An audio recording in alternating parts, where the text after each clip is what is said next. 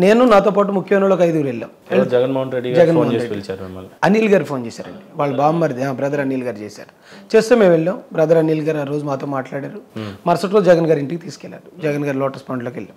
అప్పుడు విజయసాయి రెడ్డి, పినిపే విశ్వరూపు, ఆళ్ళ నాని చాలా మంది ఉన్నారు అక్కడ. ఉన్నప్పుడు అనిల్ గారు తీసుకెళ్ళి ఈయన రాజేష్ ఇలా పరిచయం చేయబోతున్నాడు. నాకు పరిచయం అవసరంలే, రాజేష్ నాకు తెలుసు, సోంపేటకు వచ్చాడు పెద్ద పెద్ద జెండాలు వేసుకుని, అక్కడ నాకు రిప్రజెంటేషన్ ఇచ్చాడు కదా అంటే, ఆ రిప్రజెంటేషన్ ఆయన దగ్గర ఉందండి, తీసుకున్నాడు.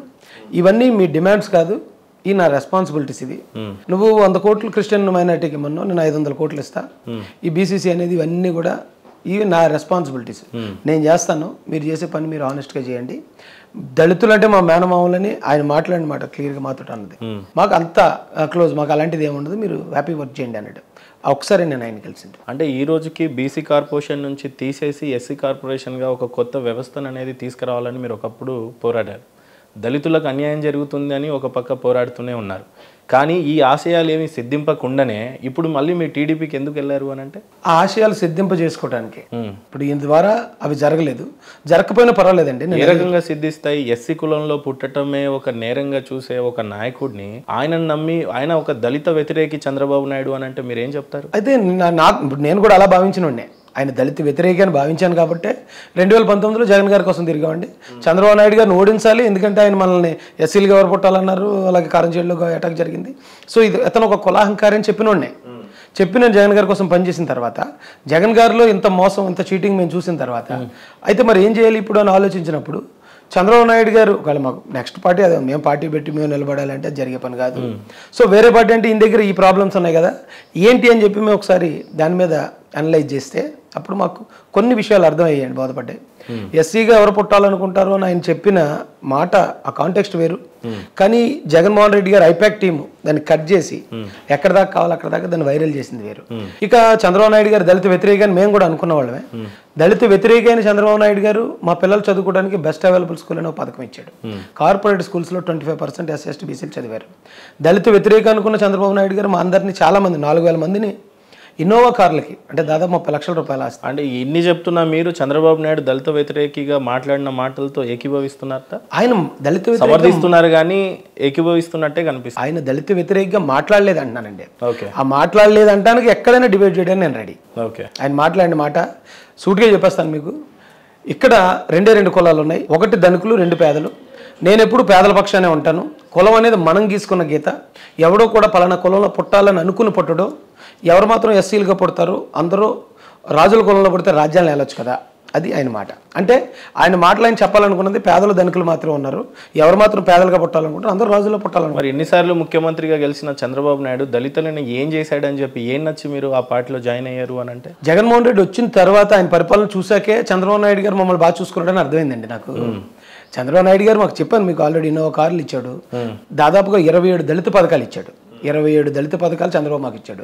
మా పిల్లలు చదువుకున్న పిల్లల్ని అంబేద్కర్ విదేశీ విద్య పేరుతో దాదాపు 5000 మంది నేను ఫారెన్ పంపించి చదివించాడు. ఈరోజు జగన్మోహన్ రెడ్డి వచ్చి అవన్నీ తీసేసిన తర్వాత, అరే చంద్రబాబు మాకు ఇన్ని చేశాడా, జగన్ వచ్చిన తర్వాత ఎంత నష్టపోయాం అనేది, చంద్రబాబు మాకు ఎంత మేలు చేశాడు అనేది జగన్ పరిపాలన చూసాక అర్థమైంది మాకు. బట్ ఏదేమైనా రాజేష్ మహాసేన టీడీపీ నాయకుడిని అక్కడ చంద్రబాబు నాయుడిని నమ్మి ఆ పార్టీలో అయితే జాయిన్ అయ్యారు. కానీ మిమ్మల్ని కూడా ఏ దళిత సామాజిక వర్గం ఉన్న కాన్స్టిట్యున్సీలో వదిలేసి ఒక టికెట్ ఇచ్చి వదిలేస్తారా, లేకపోతే మీకు కూడా ఒక జనరల్ స్థానంలో మిమ్మల్ని కూడా గుర్తించి ఒక టికెట్ ఇస్తారా? కనీసం మీకన్నా న్యాయం జరుగుతుందా? టు బి ఫ్రాంక్ మీకు చెప్పాలంటే సార్, నేను పార్టీలో చేరేటప్పుడు ఎవరైనా కొన్ని లాబింగ్లు జరుగుతాయి, కొన్ని మాటలు మాట్లాడుకుని, కొన్ని అయితే దాన్ని ఏమనాలో తెలియదు, కొన్ని హామీలు తీసుకుని జాయిన్ అవుతారు. యాక్చువల్గా మేము ఏ హామీ తీసుకోదలుచుకోలేదండి, ఏ హామీ మేము అడగలేదు, వాళ్ళు మాకు ఇవ్వడం లేదు. మాకున్న ఏకైక గోల్ ఏంటంటే మమ్మల్ని ఇంత నష్టపరిచి మా పిల్లలు దాదాపు 15 మందిని చంపినా కనీసం కేసులు లేకుండా ఈ రాష్ట్రంలో మా పరిస్థితి ఇంత దారుణంగా తయారు చేసిన జగన్ను ఓడించాలి. జగన్ను ఓడించి ఇది ఒక బడుగు బలహీన వర్గాలు తలుచుకుంటే ఒక గవర్నమెంట్ని కూడా దించగలుగుతాయి అనేది క్రియేట్ చేయాలనేది మా ఉద్దేశం. దానికి మాకు కావాల్సిన ప్లాట్ఫామ్, మాకు అనుకూలమైన ప్లాట్ఫామ్ తెలుగుదేశం పార్టీ ఒకటే. సో ఆ పార్టీ ద్వారా జగన్ ఓడించాలనేది మన మెయిన్ మోటో. కానీ ఏదైనా మిమ్మల్ని యూజ్ అండ్ త్రూ చేస్తే పరిస్థితి ఏంటి? గతంలో చంద్రబాబు నాయుడు ఎవరికి మెయిల్ చేశారు, ఎవరికి చెడు చేశారు అనేది పక్కన పెడితే, నిజంగానే ఆ రోజు మీరు చంద్రబాబు నాయుడు మంచే చేశారని నమ్మి మీరు ఆ పార్టీలోకి జాయిన్ అయితే మీలాంటి వాళ్ళని ఎస్సీ సామాజిక వర్గంకి చెందిన మీలాంటి యువతని ఒక హోమ్ మినిస్టర్ లాంటి పోస్ట్లో చూడొచ్చా కనీసం? అది పరిస్థితులను బట్టి ఉంటుందండి. ఎందుకంటే మరి ఇప్పుడు జగన్మోహన్ రెడ్డి కూడా ఒక ఎస్సీకి హోమ్ మినిస్టర్ ఇచ్చాడు, కాకపోతే వాళ్ళ చేతిలో అధికారం పెట్టను హోమ్ మినిస్టర్ ఉన్నా. బట్ ఏదేమైనా హోమ్ మినిస్టర్ అయితే ఆయన ప్రూవ్ చేసుకున్నాడు కదా, నేను దళితులకి నిజంగానే న్యాయం చేయాలి అని చెప్పేసి ఆయనకు సంబంధించిన పథకాలు కావచ్చు, లేకపోతే ఆయనకున్న చిత్తశుద్ధి కావచ్చు, దళితుల కోసం ఏకంగా హోమ్ మినిస్టర్ లాంటి పోస్టులు క్రియేట్ చేసి ఇచ్చాడు. మినిస్ట్రీ అది చిన్నదేం కాదు.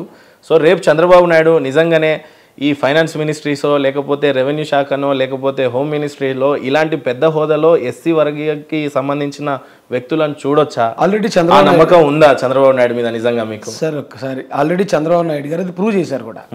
జగన్మోహన్ రెడ్డి గారు ఆయన మాకు వర్గాలను గుర్తించి పదవులు ఇవ్వలేదండి, మమ్మల్ని మోసం చేయడానికి ఇంకా మమ్మల్ని మబ్బుల్లో కూర్చోబెట్టడానికి ఇచ్చాడు. వాళ్ళ చేతిలో అధికారం ఏమి ఉండదు. కానీ చంద్రబాబు నాయుడు గారు లోక్సభ స్పీకర్గా అవకాశం వచ్చినప్పుడు వాళ్ళ సామాజిక వర్గాన్ని ఎవరైనా పెట్టుకోవచ్చు, వాళ్ళ పార్టీ సీనియర్ లీడర్ని పెట్టుకోవచ్చు. కానీ ఆయన ఆ అవకాశాన్ని బాలయోగ్ గారు అని ఒక ఎస్సీ నాయకుడికి ఇచ్చారు.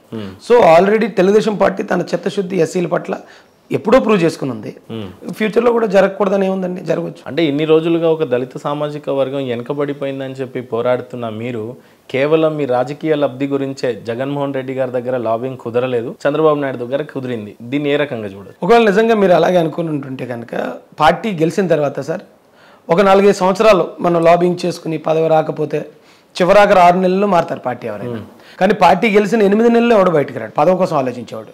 ఒకవేళ నిజంగా నేను స్వార్థపరుణ్ణి అయి ఉంటే నేను అధికార పార్టీ కార్యకర్తని, నాకు జగన్మోహన్ రెడ్డి ఇంట్లోకి వెళ్ళడానికి, బ్రదర్ అనిల్ ఇంట్లోకి వెళ్ళడానికి అపాయింట్మెంట్ కూడా అవసరం లేని పరిస్థితిలో ఉన్న నాయకున్నప్పుడు ఆ సమయంలో ఆ అధికార దర్పాన్ని వదులుకొని నేను బయటకు వచ్చి 3.5 సంవత్సరాలు ఒంటరిగా పోరాడి ఇప్పుడు దాదాపు 3-4 నెలలు అవుద్దామండి ఒక పార్టీ స్టాండ్ తీసుకుని.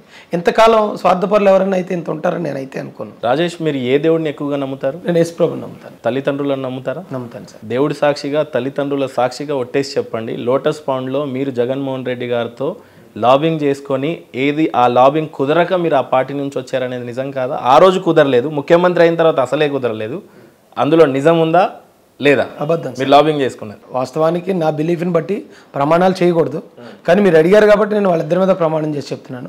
జగన్మోహన్ రెడ్డితోనే కాదు, ఆ పార్టీలో వైఎస్ఆర్సీపీ పార్టీలో ఏ ఒక్కరితో కూడా నాకు పలానా పదవి కావాలి, నాకు పదవి ఇప్పించండి అని కానీ, లేకపోతే నాకు కొంచెం ఖర్చులకు డబ్బులు కావాలి, డబ్బులు ఇవ్వండి అని కానీ ఏ ఒక్కరిని నేను అడగలేదు, నేను తీసుకోలేదు. పదవుల కోసం బ్రదర్ అనిల్ చుట్టూ మీరు తిరిగింది నిజం కాదా? దేనికోసం సార్? పదవుల గురించి కాదు సార్, వైఎస్ఆర్సీపీ అపాయింట్మెంట్ కోసం తిరిగానండి.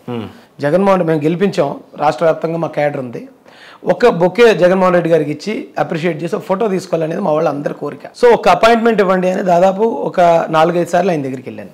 అందరూ అడుగుతున్నారు. కనీసం నా మీద నమ్మకంతో వాళ్ళు పార్టీకి ఓట్లు వేశారు, నాకే అక్కడ లేదు, నేనే కలవలేకపోతున్నాను జగన్ గారిని అంటే నా క్యాడర్కి నా మీద ఉన్న నమ్మకం తగ్గిపోద్ది.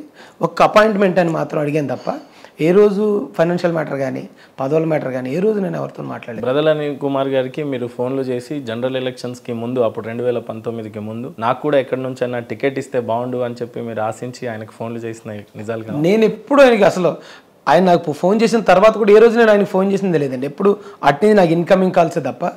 అది కూడా ఎప్పుడంటే మేము ఎమ్మెల్సీకి మహాశయ నుంచి ఒక క్యాండిడేట్ నిలబెట్టాం అక్కడ ఈస్ట్ వెస్ట్ గోదావరి గ్రాడ్యుయేట్ల ఎమ్మెల్సీ. ఆ ఎమ్మెల్సీకి మేము నామినేషన్ వేసినప్పుడు భారీగా వెళ్ళే నామినేషన్ వేసాం. నామినేషన్ వేసిన రోజు అనిల్ కుమార్ నాకు ఫోన్ చేశాడు. ఫోన్ చేసి మీరు రండి అన్నాడు తప్ప అంతకుముందు కానీ ఆ తర్వాత కానీ ఏ రోజు నేను ఆయనకి ఫోన్ చేసి అడిగి అన్ని రికార్డ్సే కదా సార్. ఇప్పుడు డిజిటల్ యుగం, ఏది ఎక్కడికి మనం మార్ఫింగ్ చేయాలని చేయలేం. ఒక్కటి బయట పెట్టమని అలాంటిది ఏమైనా ఉంటే. రాజేష్ గారు, మీరు ఏదైనా సరే ప్రత్యర్థుల మీద మీకు ఇష్టారీతిలో పోరాడుతూనే ఉంటారు. ఎప్పుడు కూడా మిమ్మల్ని మీరు దాచుకొని పనిచేసింది అయితే కాదు, పోరాడే విధంగానే ఆ నైజంతోనే పోరాడుతున్నారు. మీ వెనకాల ఏకంగా మీరు చేసే కమెంట్స్ మీద రాత్రులకు దాడులు జరగవచ్చు, చంపే దాడులు కూడా జరగవచ్చు. ఆల్రెడీ మీ మీద చాలా జరిగినాయి. మీ వెనకాల ఉన్నది ఎవరు? ఆ ఫోర్స్ ఏంటి? నా వెనకాల మహాసైన్యం ఉంది సార్. మహాసైన్యం అంటే అందరూ చిన్న చితగా పనులు చేసుకుని వాళ్ళ బ్రతుకులు బ్రతుకుతూ సొసైటీలో జరుగుతున్న అన్యాయం కోసం మనం కూడా ఏదైనా చేయాలి, ఎంతవరకు అన్నా వెళ్ళొచ్చని నా వెనకాతల సామాన్యుల సైన్యం ఉందండి. అదే నా ధైర్యం సార్.